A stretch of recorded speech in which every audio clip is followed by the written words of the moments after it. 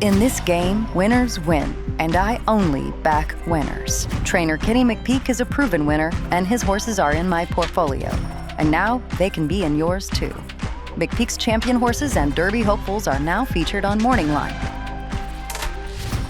With Morning Line, I don't just watch the race. I own the moment. I invest in champions. This is my edge.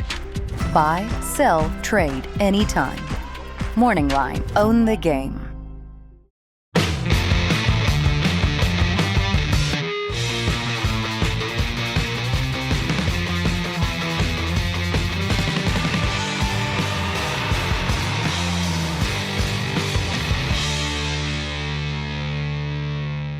Hey everyone, Ashley Mailloux, Nicole Russo here with a preview for this Saturday at Gulfstream Park. There are a ton of graded stakes on their program. We're going to focus in on the Kentucky Oaks Point race, the Grade 2 Davona Dale. It's race 11 of 14.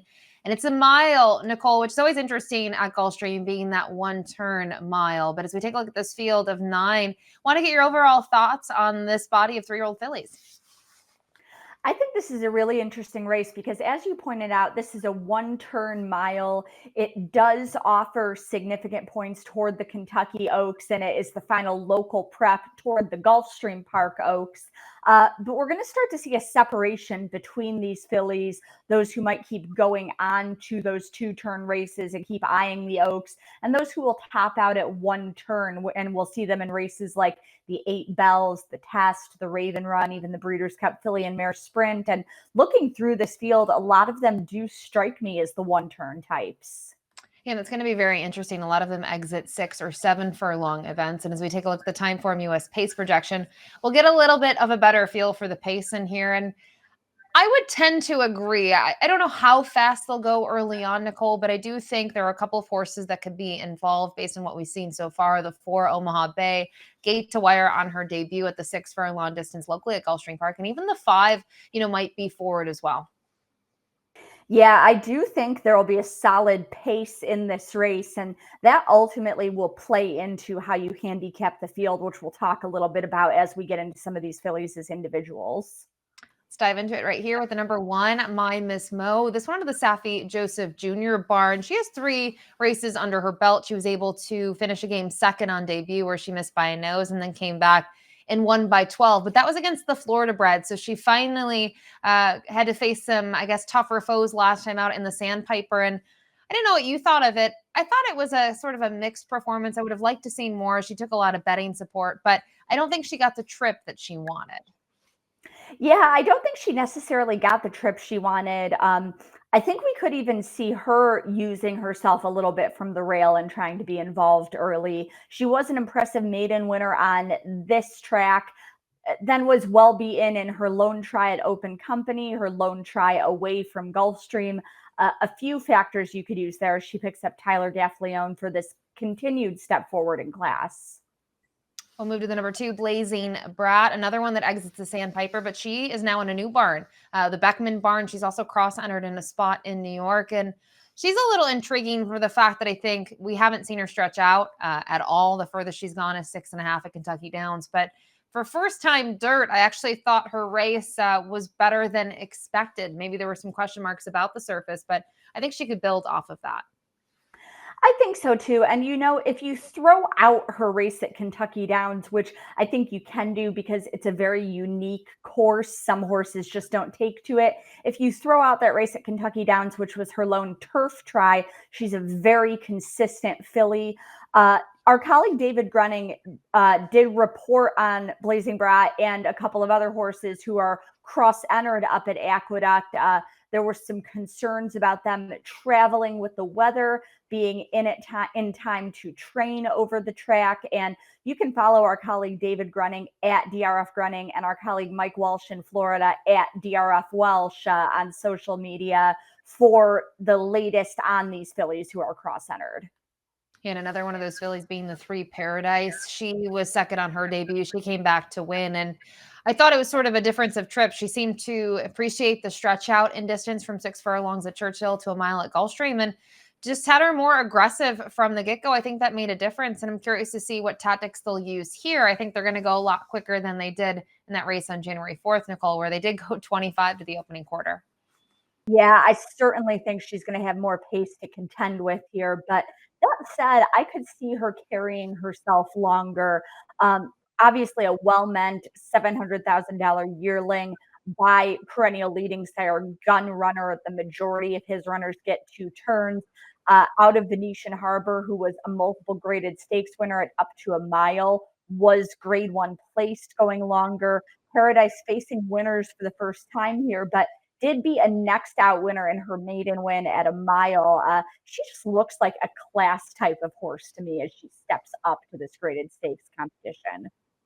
And another horse that's going to face winners for the first time is the 4 Omaha Bay, who was able to win on debut. And, she wasn't necessarily cold on the board, but she was 6-1 in there, Nicole. She was able to command it from the get-go. And I think it bodes well for her in the sense that we see Swing Vote, a rival of hers, came back to win next time out. She's a horse that I think is going to catch a lot of folks' eyes. And maybe the question mark is the little bit of a layoff, but I think based on the debut, you have to think that there's some potential there.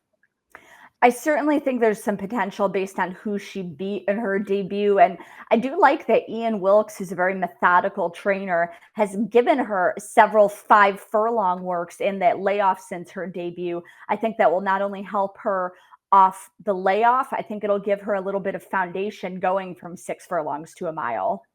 We'll move to the number 5 in here out of the Todd Pletcher barn. We'll take a look at her most recent performance, which came in the Forward Gal, and she was the runner-up. I look at this effort, and I don't know truly how to assess it. I think it was fine. She was second on her debut. They stretch her out to a mile. She's able to kind of control things, and now they cut her back, and I wonder if that was part of the issue of maybe the 7 Ace being a little too sharp for her based on where she was early in the race and the fact that she is passed here in the final stages by On Time Girl, but maybe On Time Girl's just a little bit better than her as well. Well, I do think if you look at the fractions in her maiden win going this 1 turn mile trip at Gulfstream and then the fractions in the Forward Gal, I do think the 7 furlongs was a little bit of a sharp trip for her. She could get a more comfortable pace at a mile in some spots. That being said, there are a lot of fillies here who want to be in a similar position, and I wonder if she'll get a comfortable setup with others who want to be running with her, perhaps putting some pressure on her.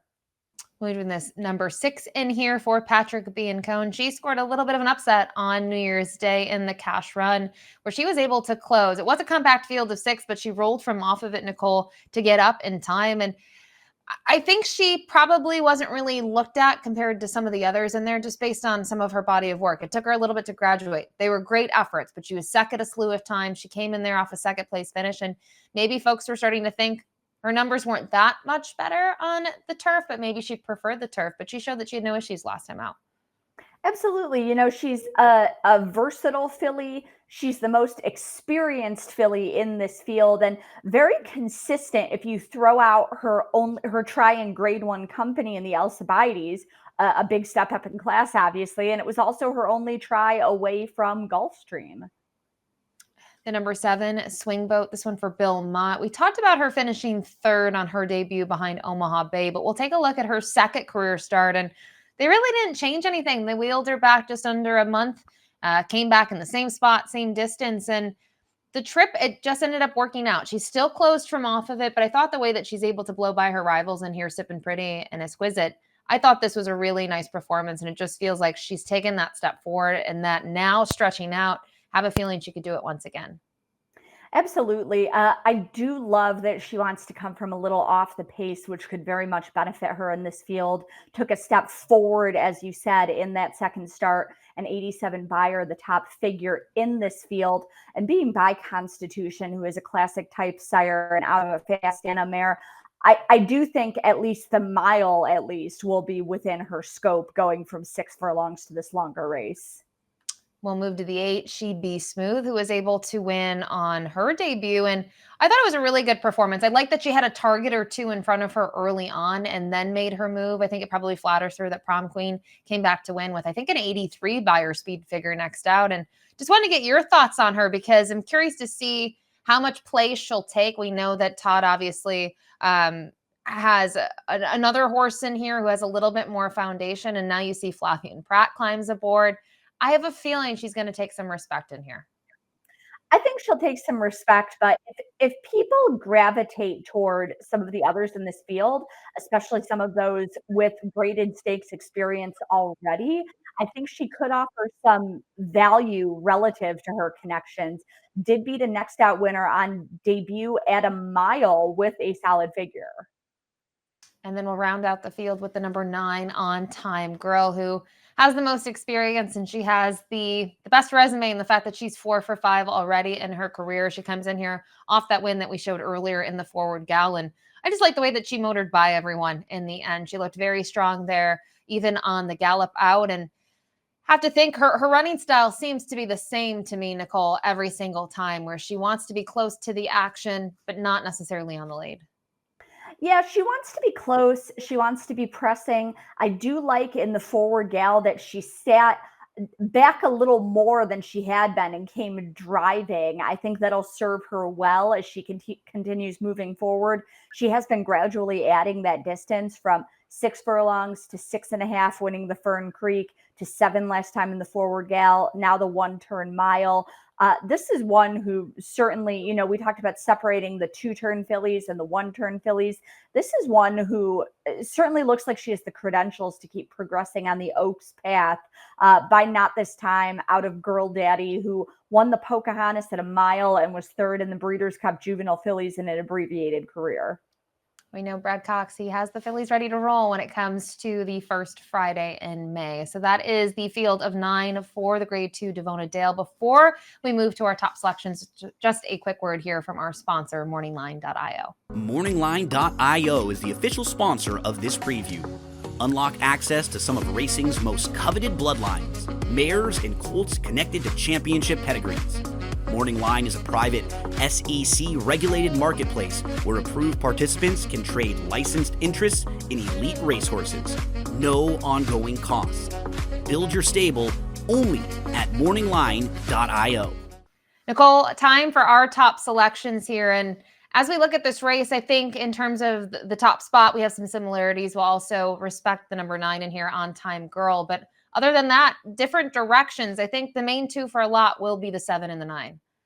Yeah, and what swung me in Swing Vote's direction was just the way I think this race in particular is going to set up. I think there's going to be a lot of pace. I think it will set up nicely for her. I am looking at that 3 Paradise to just be a classy filly moving forward, a step up in class for her. I think she'll get caught late, but circle her name because I think we're going to hear from this one moving forward on the year.